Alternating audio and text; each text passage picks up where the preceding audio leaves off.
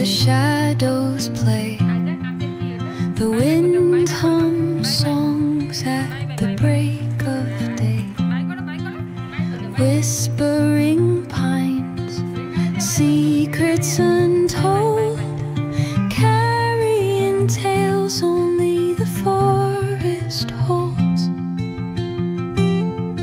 Moonlight spills the velvet dark, etching patterns, leaving its mark.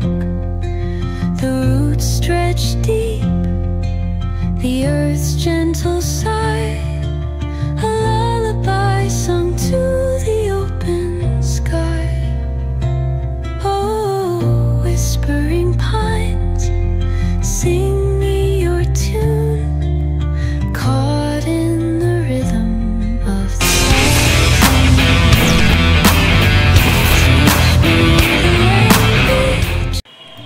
High সবাই, কেমন আছো? আশা করি ভালো আছো। আমার চ্যানেলে তোমাদের সবাইকে আরেকবার ওয়েলকাম জানিয়ে একটা নতুন ব্লগ শুরু করছি।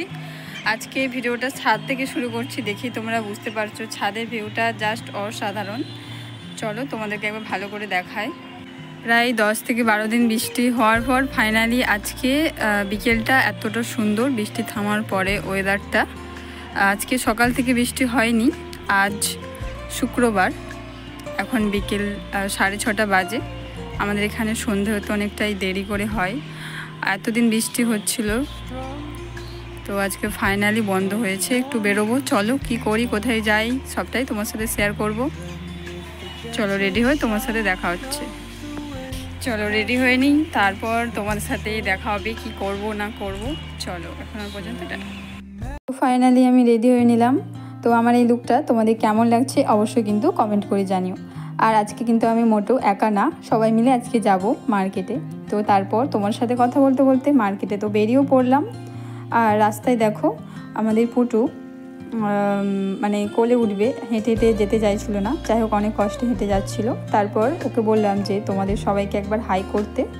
ও তো প্রথমে বুঝতে পারেনি, তারপর দেখো ক্যামেরার দিকে মুখ ঘুরিয়ে তোমাদের সবাইকে কত সুন্দর একটা হাই করলো আর একটা স্মাইল করলো। আর আজকে ওর মুখটা আলাদাই লাগছে, তাই না? আসলে ও আজকে হেয়ার কাট করেছে, ওই জন্য ওর লুকটা আজকে চেঞ্জ হয়ে গেছে। তারপর বৌদিদের বাড়ি যাব, তো তাদের জন্য কিছু বাচ্চাদের জন্য চিপস কুরকুরে কিনে নিয়ে আসছিলাম। রাস্তাটা অনেকটাই অন্ধকার ছিল, সেই কারণে আমাদের দিকে সেরকমভাবে বোঝা যাচ্ছিল না।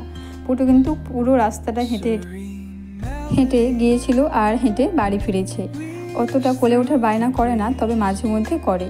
তারপর দেখো বৌদিদের বাড়ি চলে এলাম, এটা হচ্ছে বৌদিদের বাড়ি। তো ওখান থেকে আমরা আবারও একটা জায়গায় যাচ্ছি। বৌদি রেডি হয়ে নিচে চলে এসেছিলো, তো সবাই মিলে একসাথে আর একটা জায়গায় যাচ্ছিলাম। আসলে আজকে আমাদের যাওয়ার কথা ছিল পার্লারে, যেহেতু পুটুর চুলটা বাড়িতে কাটা হয়ে গেছে, কিন্তু আমাদের পার্লারে কিছু দরকার আছে, মানে আইব্রো করব সবাই, সেই কারণে। বৌদি করবে না, যেহেতু বৌদি প্রেগনেন্ট, করার সেরকমভাবে যাবে না, আর কোথাও যাওয়ার নেই। তাই তো তোমাদের সাথে কথা বলতে বলতে আমরা চলে আসলাম পার্লারে। তো এই পার্লারটা প্রত্যেকবারে আসি, তোমাদের আগের ভিডিওতেও শেয়ার করেছিলাম আমি। এই পার্লারটার নামই ছিল কিন্তু বিউটি পার্লার, আমরা বিউটি পার্লার বলে থাকি, কিন্তু সেরকমভাবে আদার্স কোনো নাম ছিল না। তারপর ভেতরে চলে আসলাম, ভেতরে তো তোমাদের শেয়ার করলাম কত সুন্দর। আর এই যে দেখো এই বৌদিটাতে বাড়ি গিয়েছিলাম, তোমরা তো আমার অনেক ভিডিওতেই দেখেছো। যাই হোক চলো তোমাদের সামনে আমি একবার দর্শন দিয়ে নিলাম, আরও একবার চলে আসলাম। আসলে মিরর পেয়েছি আর ফোনটা নিয়ে তোমাদের সামনে আসবো না, এটা তো হতে পারে না না। আর তারপর দেখো পুটুকে বলছিলাম তোমাদের সবাইকে আরও একবার হাই করতে, ও তো চিপস খেতেই ব্যস্ত ছিল, তো তারপর চিপসটা রেখে দিয়ে তোমাদেরকে হাই করছিল।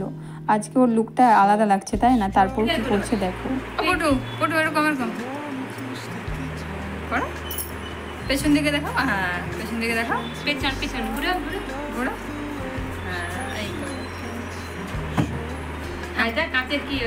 বাই বাই করে দাও, বাই বাই করে দাও, bye bye bye bye bye bye bye করো, বাই করো, বাই করে দাও, বাই করে দাও। ওইখানে যে বাই করতে হবে না, এখানেই আসো, বাই বাই বাই বাই। ও কিন্তু টাটা বাই এটা খুব ভালোভাবে বলতে শিখেছে। যাই হোক ফাইনালি আমি আইব্রো করতে বসে গেছিলাম। তারপর আমার আইব্রোটা ঠিক এরকম হয়েছিল, দেখো অনেকটাই ভালো হয়েছিল, বাট এখন সেরকমভাবে বোঝা যাচ্ছিল না। এবার চলো বৌদিরও আইব্রো হয়ে গেছে, বাইরে বেরিয়ে পড়লাম। এবার যাব কোথায় সেটাই তোমরা ভাবছো তো? হ্যাঁ সবটাই শেয়ার করব, যখন এটা তো শেয়ার করতেই হবে, তাই না? অনেকটাই সন্ধে হয়ে গেছিলো, এখন প্রায় 8টা মতো বাজে।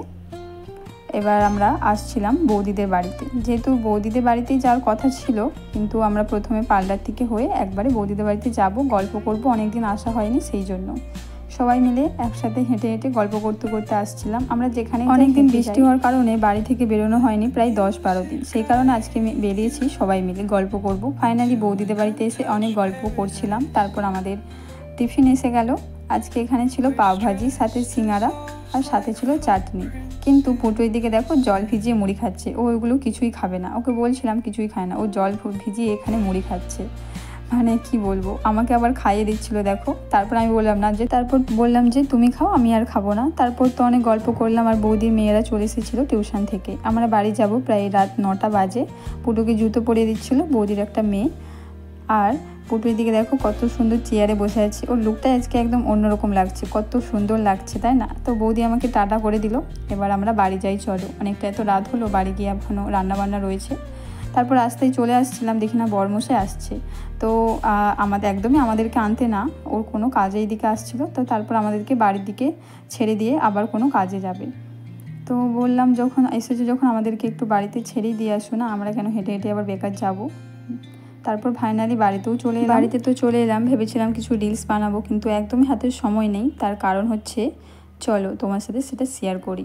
আজকে হবে বাড়িতে চিকেন বিরিয়ানি, তারই প্রিপারেশন চলছে। এদিকে সব কিছু রেডি হয়ে গেছে, আলুটাও ভাজা করতে দিয়েছি, আর এদিকে ভাতটাও বসিয়ে দিয়েছি।